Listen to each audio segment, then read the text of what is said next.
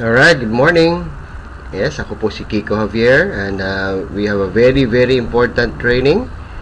Okay, this is good news. Actually, nagiging mas madali po yung ating expansion at ating pag-share nitong business na to because of this. Another great feature na meron po tayo sa ating Supreme Wealth Alliance system. Ito po yung tinatawag na activation codes, no? So, yun po yung pag-aaralan natin ngayon. Paano ba gagamit ng activation code? Paano magpa-activate ng member using activation codes? Okay, so once we log in to our account, puntahan po muna natin yung e-wallet natin. Okay? Ayan. So make sure po meron tayong $55 para makabili ng activation code. So kung titingnan nyo po rito sa account ko, meron pa akong balance sa $295 at pwede ako makabili ng 5 activation codes, no? So ganito lang po kasimple yan. I-click nyo lang po ito sa transaction type. Pag-click nyo, piliin nyo po itong sa baba, purchase activation codes, then isulat dyan kung ilang activation codes yung bibili nyo. Okay, so and if you click submit, ito po ang lalabas. Actually, kanina po when I was trying, nakabili na po ako ng isa, no? Yan mismo ang lalabas.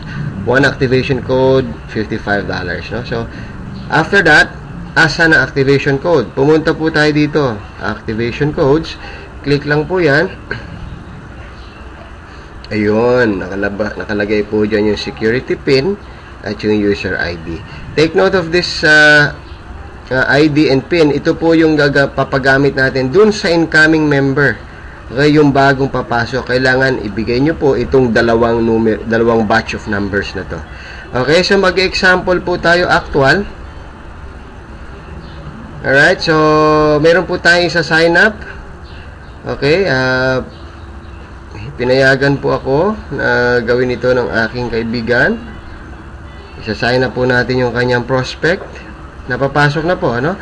So, assuming gagamitin ng security pin o yung activation code na we just purchased. By the way, hindi po limited ang activation code sa sariling downline. Okay? It could be your crossline, it could be your upline, it could be anybody. No? So, pwede pong ipagamit yan kahit kanino. Kaya nga po, pakiingatan din. Alright? So, ito po yung account ng aking bagong pasok na member na si Ma'am Sonia. Okay? She's from Australia actually. Sonia Luberio, one of our very good leaders from Australia. Okay, so ang gagawin lang po sa choose payment option, piliin po yung pinakailalim, activation code real time. Wow, ang sarap po niya. Real time meaning walang waiting period, walang 24 hours, walang 48 hours, real time. Okay, so sample na natin. Click activation code, then click submit. Alright, so lalabas po dyan yung pangalan ng sponsor.